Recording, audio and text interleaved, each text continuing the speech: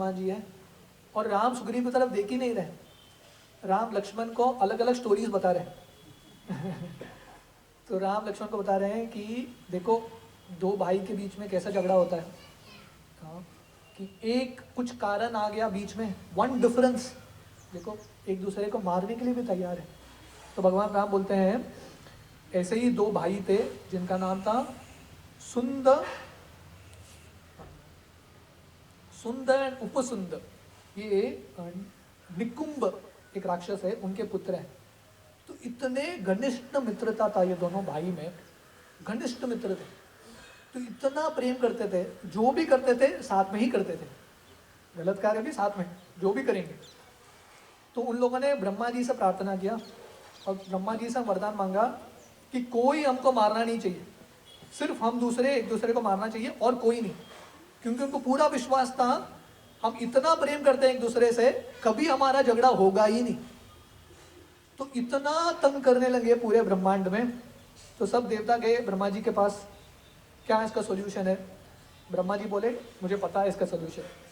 तो उन्होंने विश्वकर्मा को बुलाया और विश्वकर्मा ने एक अप्सरा की रचना की जिसका नाम था तिलोत्तम। तिल का मतलब है थोड़ा थोड़ा। तो हर एक देवता अपना थोड़ा थोड़ा भाग देने लगे और उससे एक अप्सरा बनी जिसका नाम है तिलोत्तमा। इतनी सुंदर थी। और तिलोत्तमा जाती है इन दोनों भाइयों की जिंदगी में। पहले सुंदर से मिलती है अकेली और बाद में उपसुंदर। दोनों इतना प्रेम करते हैं और एक बार दोनों को साथ में मिलती है और दोनों को समझ में आता है दूसरा व्यक्ति इससे प्रेम कर रहा है। और तिलोत्तमा बोलती है आप में से जो शक्तिशाली है उससे मैं शादी कर लूंगी। तो दोनों एक दूसरे से झगड़ा करके इतना झगड़ा करते हैं एक दूसरे को मार देते हैं। तो वाली और सुग्रीव का झगड़ा चल रहा है। राम ये स्टोरी बोल रहे हैं लक्ष्मण को, मतलब उनको कुछ फर्क ही नहीं पड़ा। और सडनली बीच में से राम उठ के चले जाते हैं। तो सब बंदर सोच रहे हैं राम तो वाली को मारने वाले थे, राम उठ के चले गए। तो अभी राम चले गए, लक्ष्मण चले जाते हैं पीछे पीछे। और हनुमान जी सोच रहे हैं अबे राम और लक्ष्मण नहीं है, मैं क्या करूं। हनुमान जी भी चले जाते हैं और बाकी बंदर पीछे पीछे चले जाते हैं। और सुग्रीव बीच बीच में पीछे देख रहा है वो बाण कब आएगा, बाण कब आएगा। बाण का भी कुछ निशान नहीं, राम भी नहीं, लक्ष्मण भी नहीं। सुग्रीव को समझ में आता है गए ये लोग। तो सुग्रीव वाली को धक्का देके भागता है, इतना जोर से भागता है, इतना तीव्रता से भागता है। हालांकि वाली के अंदर शक्ति था, सुग्रीव के अंदर फास्ट स्पीड था।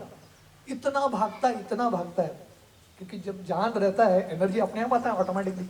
भाग के वो लाइन, वो जो रेडियस था जो मातंग ऋषि ने कर्स दिया था, वो रेडियस को पार करके बैठ जाता है। तो बच गया। और सुग्रीव वाली पीछे पीछे आ रहा है, पहुंच गया पर वो रेडियस को क्रॉस नहीं कर सकता, वो लाइन को। तो वो देख के सुग्रीव हंसता है वाली पे, देख तू आ नहीं सकता। वाली को इतना गुस्सा। तो वाली बोलता है अगले बार तो आके देख मैं दिखाता हूँ।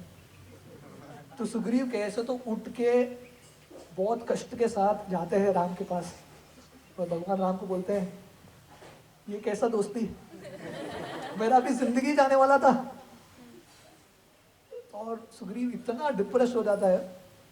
तो उस समय भगवान राम बोलते हैं देखो मैं बाण छोड़ने वाला था पर आप दोनों भाई इतना दिखते हैं एक जैसा, मुझे लगा बाय मिस्टेक वो बाण तुमको लग गया तो बहुत प्रॉब्लम होगा, तुम भी मर जाओगे और मुझे सीता भी नहीं मिलेगी, इसलिए मैंने बाण छोड़ा नहीं।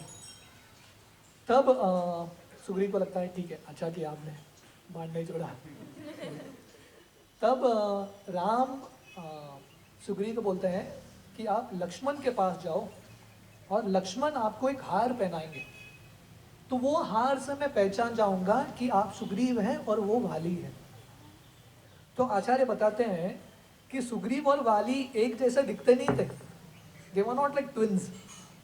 फिर भी राम यहाँ पे क्यों बोल रहे हैं आप दोनों एक जैसे ही दिख रहे हैं, क्योंकि हमने कल जो डिस्कस किया था जब सुग्रीव राम को वो आसन देते हैं और लक्ष्मण को नहीं, तब राम को समझ में आता है कि सुग्रीव के अंदर ये मेंटालिटी है कि वो राम की पूजा कर रहे हैं पर लक्ष्मण को सम्मान नहीं दे रहे हैं। तो भगवान राम कभी भी अपने भक्तों के प्रति अपराध स्वीकार नहीं करते। और भगवान राम सोच रहे हैं ये आगे जाके राजा बनेगा, पर इसको उससे जो सुपीरियर व्यक्ति है उसको सम्मान देना नहीं आता तो सही राजा नहीं बनेगा, वाली की तरह ही राजा बनेगा। इसलिए पहला ट्रेनिंग है उसको लक्ष्मण को सम्मान देना सीखना है। और क्योंकि उसने लक्ष्मण के प्रति अपराध किया, ये सब मार खा के आना पड़ा उसको, तो अभी भगवान राम बोलते हैं अभी लक्ष्मण को जाके उनकी प्रार्थना करो और वो तुमको एक हार पहनाएंगे। तो सुग्रीव जाता है लक्ष्मण के पास और झुकता है, क्योंकि हार पहनाने के लिए झुकना पड़ता है।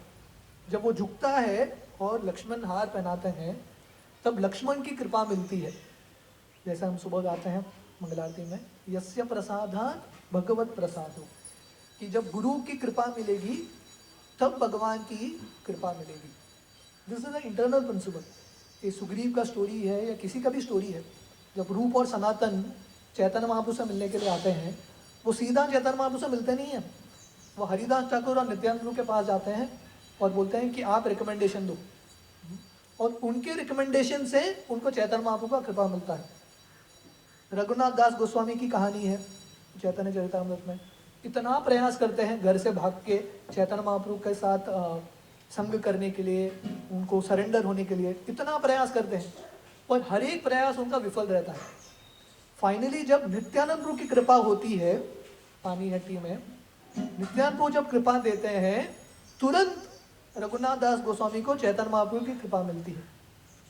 सो ये इटर्नल प्रिंसिपल है कि भगवान की कृपा मिलने के लिए पहला गुरु की कृपा की आवश्यकता है।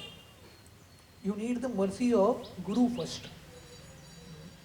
कृष्णदास कविराज गोस्वामी जिन्होंने चैतन्य चरितामृत लिखा है, वो अपना खुद के कहानी बताते हैं कि उनके एक भाई थे जो चैतन्य महाप्रभु पे बहुत विश्वास रखते थे, पर उनको नित्यानंद प्रभु पे विश्वास नहीं था।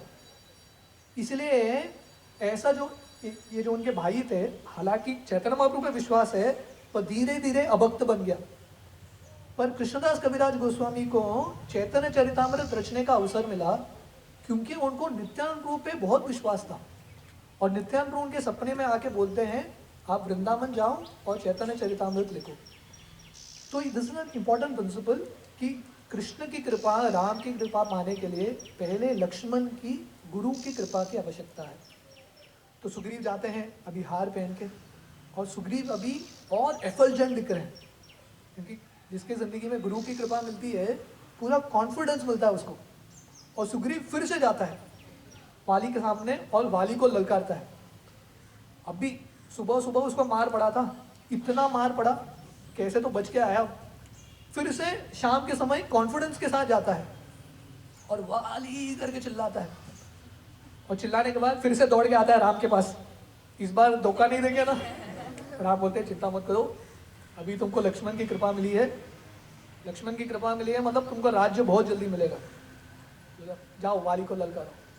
फिर से सुग्रीव आके वाली करके इतना जोर से चिल्लाता है, पूरा वाली के जो महल के जो अलग अलग सामान है वो कांपने लगता है, इतना जोर रहता है उसका आवाज।